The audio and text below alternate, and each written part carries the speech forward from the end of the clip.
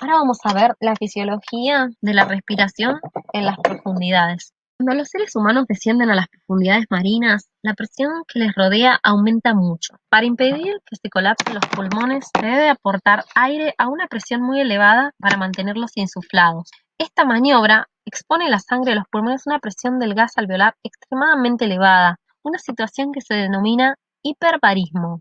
Más allá de ciertos límites, las presiones elevadas pueden producir importantes alteraciones de la fisiología corporal y pueden ser mortales. En el buceo, durante la inmersión, el individuo respira un aire sometido a la misma presión que existe en el agua que lo rodea. En la superficie del agua, la presión atmosférica es equivalente al peso de una atmósfera, o sea, de 760 milímetros de mercurio.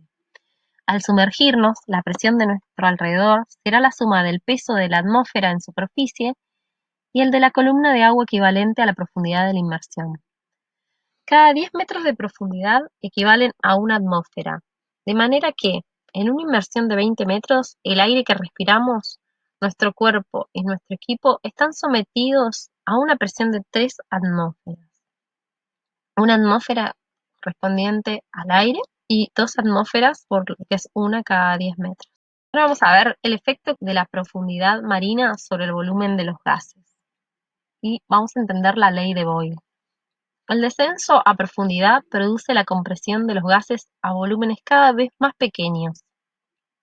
El volumen al que se comprime una cantidad dada de gas es inversamente proporcional a la presión. En esta figura lo que podemos ver es cómo se reduce el volumen de 1 litro de aire al descender a las profundidades. Lo que vamos a ver es que si en 1 litro de aire tenemos una cantidad determinada de moléculas, cuando descendamos a una profundidad de 10 metros, esta misma cantidad de moléculas la vamos a encontrar en medio litro. Y si vamos a 30 metros de profundidad, ahora lo vamos a tener en 1/4 de litro. O sea, a medida que descendemos, los gases se comprimen. El aumento de la presión entonces puede colapsar las cavidades aéreas del cuerpo del buceador, especialmente los pulmones, y puede producir lesiones graves.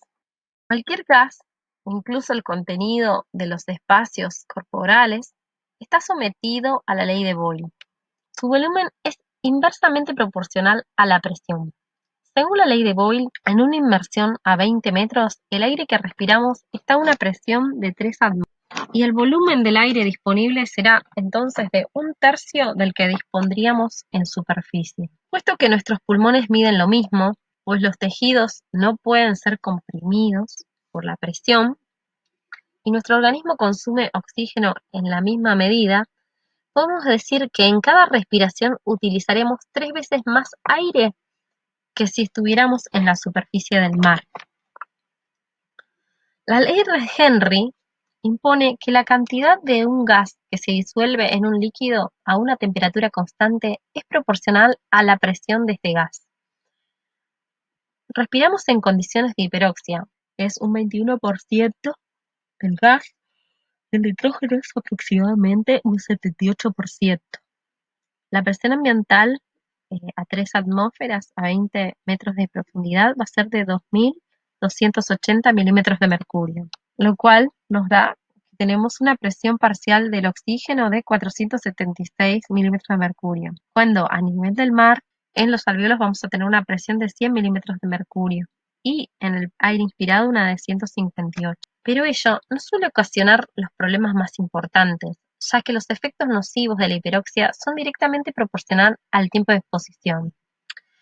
El tiempo condiciona la saturación de los tejidos para los gases respirados, o sea, haciendo la saturación proporcional no solamente a la presión, sino a la profundidad y a la duración de la inmersión. Vamos a ver el efecto de las presiones parciales elevadas de los gases individuales sobre el organismo. Los gases a los que está expuesto el buceador cuando respira aire son nitrógeno, oxígeno y dióxido de carbono. Todos ellos pueden en ocasiones producir efectos fisiológicos significativos a presiones elevadas.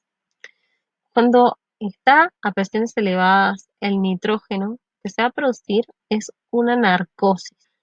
El aire normalmente está compuesta por 4/5 de nitrógeno.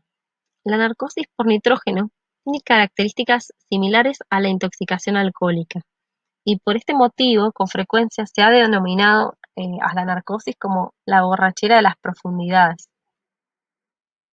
¿Cuándo se produce la narcosis? Se va a producir cuando el buceador permanece sumergido durante 1 hora o más y respira aire comprimido. Comienza a manifestarse con presiones superiores a las 4 atmósferas. Se van a presentar distintos síntomas según la profundidad de inmersión y el tiempo de exposición. A partir de los 36 a 45 metros vamos a ver narcosis leve. Vemos que el buceador presenta jovialidad y pérdida de muchas de sus precauciones. A 45 a 60 metros se va a observar somnolencia. A 60 a 75 metros vamos a ver una disminución de la fuerza considerable, torpeza motriz para realizar trabajo. Y a profundidades mayores a 75 metros, con presiones de 8,5 atmósferas, vamos a ver la pérdida de prácticamente toda la capacidad de actuación. A una presión de 10 atmósferas vamos a ver la muerte. ¿Cuál es el mecanismo de este efecto narcótico? Es el siguiente: como el nitrógeno es muy soluble en lípidos, esto va a favorecer que se acumule en la membrana neuronal, porque las neuronas tienen abundante cantidad de lípidos. El nitrógeno interactúa entonces con la capa proteica y las proteínas citosólicas, perturbando el intercambio iónico a través de las membranas. De esta forma se reduce la excitabilidad neuronal y se modifica la neurotransmisión. Ahora vamos a ver el efecto de las presiones elevadas en el buceo en profundidad. Cuando una persona respira aire a una presión elevada durante un periodo prolongado, aumenta la cantidad de nitrógeno disuelto en los líquidos corporales. La razón de esto es que la sangre que fluye a través de los capilares pulmonares se va a saturar con nitrógeno a la misma presión elevada que hay en la mezcla respiratoria alveolar, o sea, en lo que estamos respirando en los tubos. Y en un plazo de varias horas se transporta una cantidad suficiente de nitrógeno a todos los tejidos del cuerpo para aumentar la presión de nitrógeno tisular hasta igualarse con la presión de nitrógeno del aire que se respira. El cuerpo no metaboliza el nitrógeno. Este permanece disuelto en todos los tejidos corporales hasta que la presión de nitrógeno en los pulmones disminuye de nuevo a un nivel más bajo, momento en el cual se puede eliminar el nitrógeno mediante el proceso respiratorio inverso. Con frecuencia esta eliminación tarda horas en producirse y es el origen de los múltiples problemas que se denominan de manera colectiva la enfermedad por descompresión. Vamos a ver, el nitrógeno es muy soluble en los líquidos corporales y especialmente en la grasa corporal a altas presiones. A nivel del mar, 1 litro de nitrógeno está disuelto en todo nuestro cuerpo. La mitad de este nitrógeno está disuelto en el agua del cuerpo y la otra mitad está disuelto en la grasa. El nitrógeno es 5 veces más soluble en la grasa que en el agua. Se requieren varias horas para que la presión de nitrógeno de todos los tejidos corporales llegue casi a equilibrarse con la presión gaseosa del nitrógeno en los alveolos. La sangre no fluye ni el nitrógeno difunde con la rapidez suficiente para producir un equilibrio instantáneo. El nitrógeno disuelto en el agua del cuerpo llega a un equilibrio casi completo en menos de 1 hora. En el tejido graso va a precisar un transporte de hasta 5 veces mayor de nitrógeno y va a tener una vascularización relativamente escasa, por lo cual va a alcanzar el equilibrio en varias horas. No va a ser tan rápido como en el agua. Si una persona permanece en el agua a niveles profundos durante solo unos minutos, no se va a disolver demasiado nitrógeno en los líquidos en los tejidos corporales, porque el tiempo es muy pequeño, entonces no se va a llegar a ese equilibrio. La cantidad que se disuelve va a depender del tiempo de exposición, porque la difusión va a tardar. Mientras que si la persona permanece a un nivel profundo durante varias horas, tanto el agua corporal como la grasa corporal sí se van a saturar de nitrógeno. En un buceador sumergido por un tiempo suficiente se va a producir la disolución de grandes cantidades de nitrógeno en su cuerpo. Y esto le va a llevar a tener, si no se cuida y se asciende muy rápido, la enfermedad por descompresión. Cuando se produce un ascenso súbito a la superficie del mar, se van a liberar burbujas de nitrógeno en los líquidos corporales dentro o fuera de las células.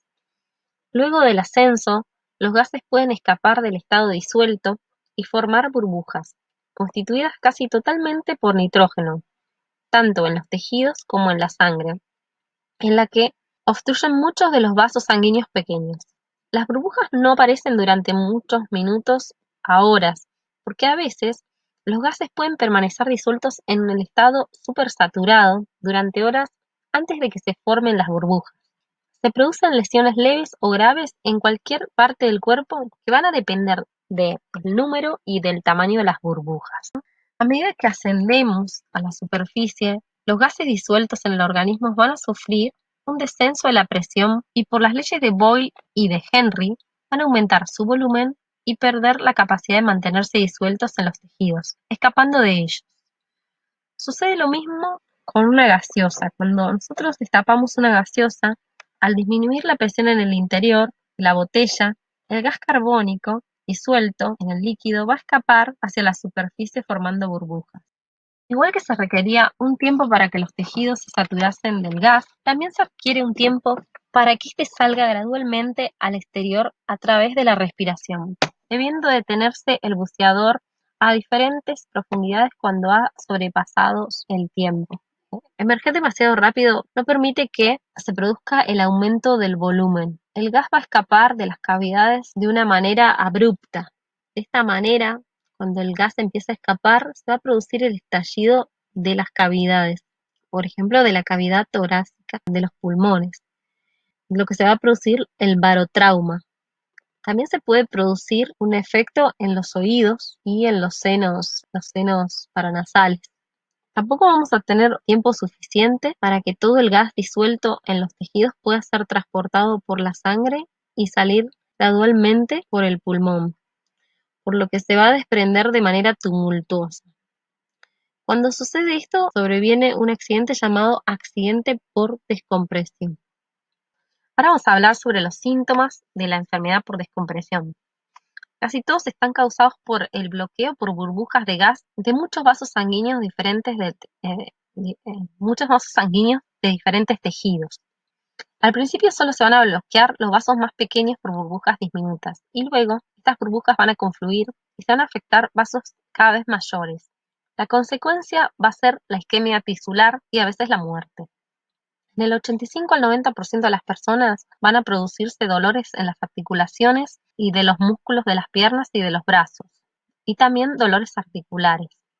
En el 5 al 10% de las personas se van a producir también síntomas en el sistema nervioso, como por ejemplo mareo, parálisis, que puede ser transitoria esta parálisis, puede revertir, colapso e inconsciencia. Y en el 2% de las personas se va a producir asfixia por la obstrucción de los capilares de los pulmones por una cantidad masiva de microburbujas. Y en este trastorno lo que podemos decir es que se caracteriza por disnea grave, seguida de edema pulmonar grave y ocasionalmente por la muerte. Ahora vamos a ver cómo se produce la toxicidad por el oxígeno a presiones elevadas.